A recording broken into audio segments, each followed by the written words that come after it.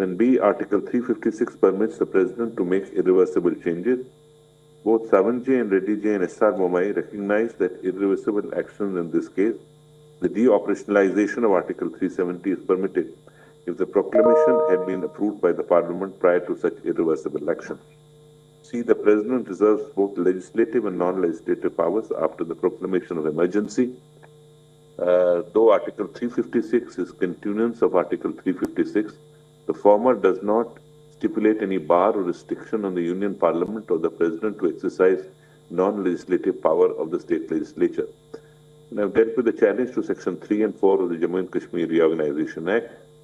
A, the challenge to Section 3 of the Jammu and Kashmir Reorganisation Act on the touchstone of Article 3 is not required to be debated on account of the assurance on behalf of the Government of India that statehood of Jammu and Kashmir would be restored on elections being held.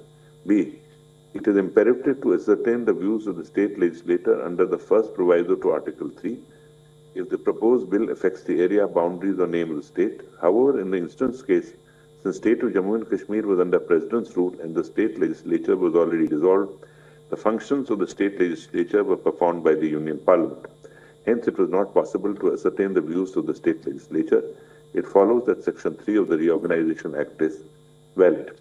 I have penned down an epilogue at the end of the judgment, maybe some sentiments involved.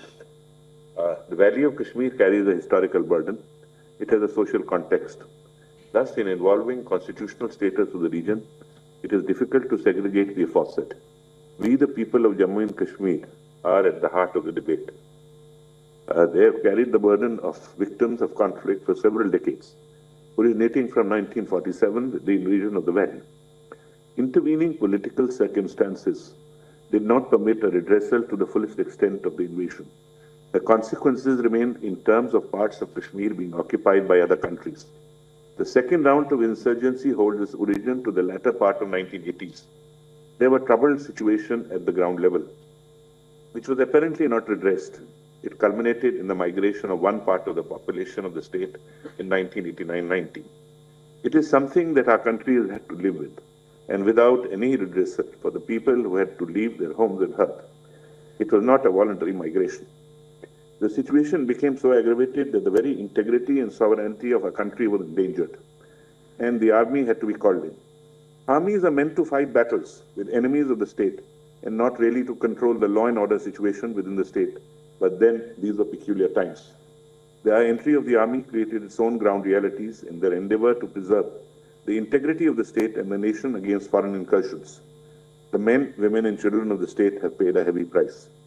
During my travels home over the years, I have absorbed that the social fabric waning and the consequences of intergenerational trauma on the already fractured society. I cannot help but feel anguish for what the people of the region have experienced, and I am constrained to write this epilogue. In order to move forward, the wounds need healing. What is at stake is not simply preventing the recurrence of injustice, but the burden of restoring the region's social fabric to what it historically has been based: coexistence, tolerance, and mutual respect. It is worth noting that even the partition of India in 1947 did not impair Jammu and Kashmir communal and social harmony.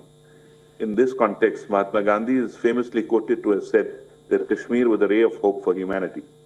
The first step towards this is to achieve a collective understanding of the human rights violations perpetuated both by state and non-state actors against the people of this region.